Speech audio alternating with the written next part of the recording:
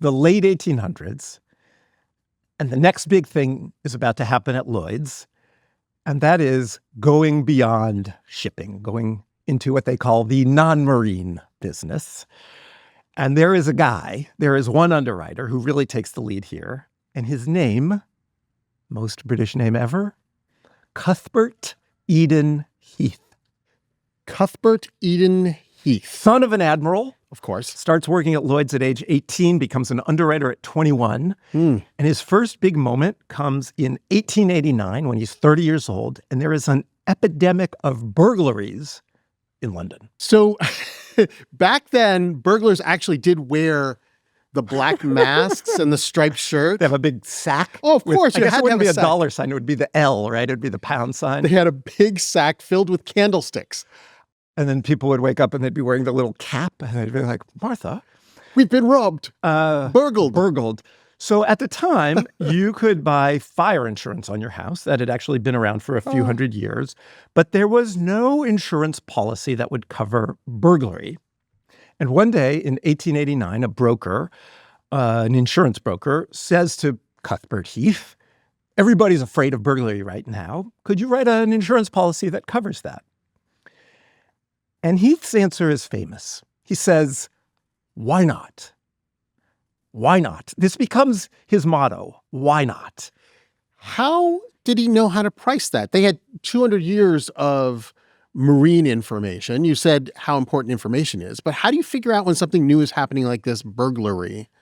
So Cuthbert Heath had a more nerdy motto than why not, which I really like, and that is any risk is insurable at the right price. At the right price. What this is telling us is he understood this issue that you're raising. He understood that insurance is fundamentally about data. And he was really a data guy. In a lot of ways, he starts selling all kinds of insurance policy. And his big breakthrough is combining that why not attitude, swashbuckling, sure, I'll sell this, I'll sell that, with this very nerdy dedication to data. So like, for example, people wanted catastrophe insurance, basically, in the Caribbean, where hurricanes periodically sweep through and wipe everything out. Why not? Heath says. And he studies 100 years of historical hurricane maps to get the data. There's a smallpox outbreak in London, and people want smallpox insurance. And he says, okay, I'll sell you smallpox insurance. And if you get vaccinated, you get 75% off, because he understood how profoundly vaccination reduces risk. Let me give you a couple more Cuthbert Heath great moments in insurance. Greatest hits. World War I, everybody's terrified that German Zeppelins are going to float over the channel and bomb London. And so Heath does some math. He's like, well, I could sell you insurance against that. And he's like, well, let's see. Here's about how many airship attacks Germany could mount. Here's how many bombs a Zeppelin can carry. Here's how much damage each bomb can do. But obviously, this is not a data-rich project. There's not hundreds of years of data. So he's like, okay, that's an estimate. I'm going to multiply that by 6, give myself some wiggle room. And that's the premium. Absolutely, yeah. The most famous kind of insurance that Heath sold was earthquake insurance. And to figure out how to price earthquake insurance, he did a few things. He paid people in India to drop maps of historic earthquakes. He gathered data from South America, from North America. He created this handwritten earthquake book that I think Lloyd still has in the vault. So he knows the sort of average damage that it does, how often it might happen. Aware, right? Earthquakes, as we know, are not randomly distributed around the globe. And there is a big moment for Cuthbert Heath. You can guess it, right? He's working in late 1800s, early 1900s, selling earthquake insurance. It's a moment we've already talked about on the show. We have 1906, the San Francisco earthquake. We've referred to it because it disrupted the railroads, disrupted financial markets hugely. Led to the Panic of 1907, yeah. So, the earthquake itself lasted for 1 minute or so, did a lot of damage. But things got much worse over the next couple of days after that because of the fires, right? Fires started, the pipes were broken, and fires just consumed the city. In the end, something like 80% of San Francisco was destroyed. 28,000 buildings were destroyed. So it's a total catastrophe. It's a profound human tragedy.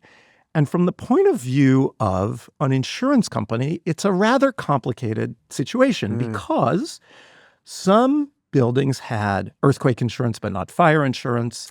Some had fire insurance but not earthquake. And if there's an earthquake and then your house gets burned down by a fire, is it covered if you don't have fire insurance? I remember after Hurricane Katrina, you might have had hurricane insurance but not flood insurance.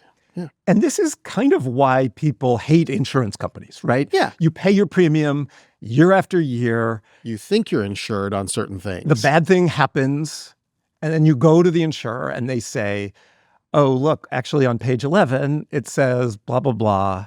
Sorry, we're not going to give you any money.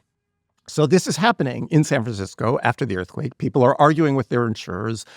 Many of them are not paying claims or paying some of the claims. And as this is happening, Cuthbert Heath sends a telegram to his agent in San Francisco. I wrote it here. Read it. The telegram said, pay all our policyholders in full, irrespective of the terms of their policies. Irrespective of the terms. He's saying, don't read the fine print. Just pay. Just give people money to rebuild their houses, to rebuild the city of San Francisco. You do not see this kind of telegram very often today. No, it says, do not pay our policyholders. Irrespective of the terms of their policies. And, you know, it's great that he did this. And it was great for Lloyd's. Sure. We talked about reputation is everything. And at this moment, this probably sealed the fame of Lloyd's, not just among ship owners and building owners, but worldwide. Yes. People suddenly knew all around the world that Lloyd's paid its claims.